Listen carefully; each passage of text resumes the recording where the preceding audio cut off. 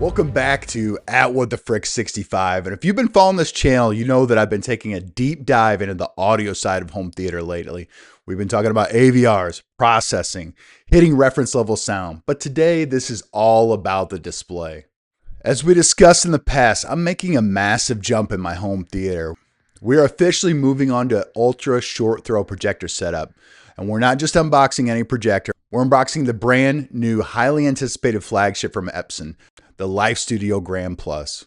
If you're plugged into the projector world, you know that the Epson LS800 has been an absolute legend for the last couple of years. It was the king of the living room, but Epson just set the sunset on the LS800, and this, the Lifestudio Grand Plus, is its official replacement, coming in at an MSRP of roughly $3,800. So if you follow the channel, you know my setup. For my display, I've got a 100-inch U7 display, which has been great. But I feel like I've kind of been missing out on some things. So the main purpose of this series is, number one, literally to compare head-to-head a 100-inch TV display versus a 120-inch ultra-short throw projector. And so the question comes down to, why am I going with an ultra short throw projector instead of a traditional massive flat panel like I have, or a standard long throw projector? Well, it's because of space, flexibility, and absolute scale. I want a fully immersive cinematic experience, and a 120-inch projection screen, I believe, is going to get me there. And I don't want to have to cut holes in my ceiling and mount a heavy projector and run 30 feet of active HDMI cables through my attic. And also, like I mentioned before, the light control is a huge issue. I wanted something that would be more light control friendly. I can get the room pretty dark if I need to, but it's definitely not the black levels that you need for a long throw projector. And then, like I mentioned before, it's more of like the balance with the family, that we can enjoy a movie and kind of still see our hands in front of our face, or, for example, if they score a touchdown, we can give each other a high five. The ability to have a little bit of ambient light in there is really what I'm searching for. So today we're actually going to unbox the Epson unit. We're going to take a look at the physical hardware, and I'm going to break down exactly what sets the Lifestudio Grand Plus apart from the sea of other short throws flowing the market right now. If you look on Amazon, you look through any website, it can be confusing because there's a lot of ultra short throws available. And I'm hoping to give some clarity and explain why, even though it might be a higher price point, it is worth the price. So let's cut the tape. Hey everybody, it's been a long time coming. We're finally unboxing the Epson Lifestudio Grand Plus. So I have not looked what's inside the box. I don't know the contents. I'm literally cutting the tape. I haven't opened it up and checked it and then taped it back up. So let's open this thing up.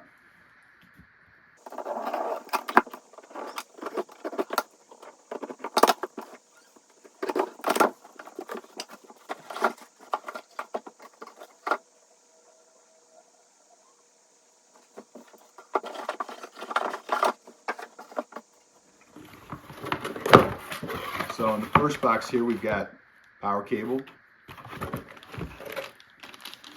remote, manual,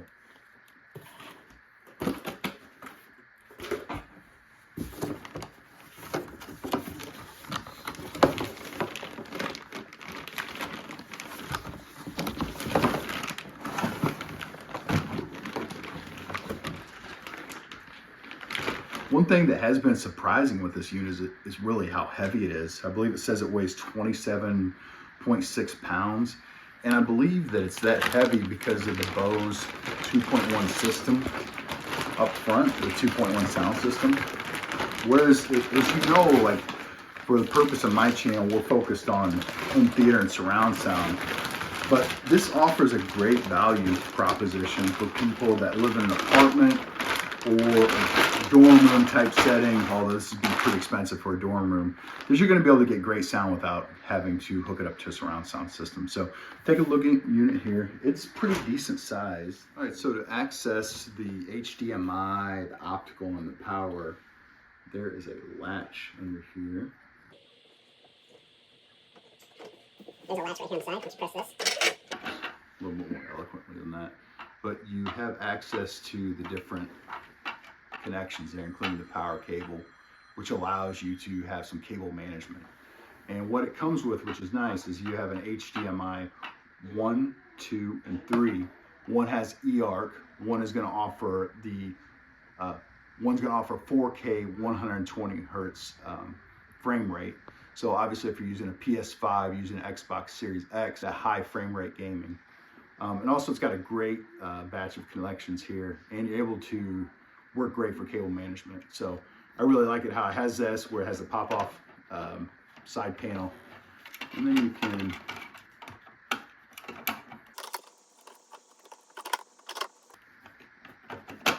and then it's pretty easy to pop back on. So here you have the unboxing. Let's talk more on the video about the meat and potatoes and what sets this apart from other projectors. All right, so now we have the unboxing, and for the other part of this video, I wanted to get into more of a technical deep dive of why the Epson Lifestudio Grand Plus projector is a superior choice over its competition. So like I had mentioned before, there's a lot of different choices. You can choose to stick with the panel. There's choices like 4Movie or AWOL has their new offering out. But when you look past the marketing, it comes down to underlying engineering of the light engine. See, the vast majority of ultra short throws on the market are DLP-based laser TVs. Now, DLP can produce a very sharp image. DLP projectors rely on a spinning wheel to generate color. Because of that spinning wheel, a certain percentage of viewers are going to see what's called the rainbow effect, flashes of red, green, and blue during fast motion or high contrast scenes. For me, that's incredibly distracting. The Epson Lifestudio Grand Plus completely bypasses that problem by using their proprietary 3-chip, 3 LCD technology. There is no color wheel. That means absolute zero rainbow effect ever.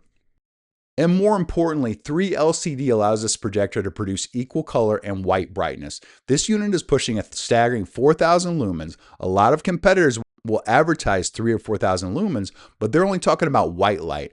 Their color brightness is heavily reduced. The Epson pushes 4,000 lumens of white and 4,000 lumens of color. If you're putting a projector in a multi-use room like I am, a living room with windows, or any space with ambient light, that raw color output is going to punch right through and give you a vibrant, HDR-rich image that doesn't look like it's washed out during the daytime. Let's talk about some of the software and the throw distance. On the software side, Epson has integrated Google TV with Gemini AI directly into the projector. This isn't a clunky proprietary interface. It's snappy, it has thousands of apps, and you honestly don't need an external Apple TV or NVIDIA Shield just to stream Netflix or YouTube. And also one of the key points, we need to talk about the throw ratio. The lens structure on the Grand Plus is incredible. It has a 0.16 throw ratio.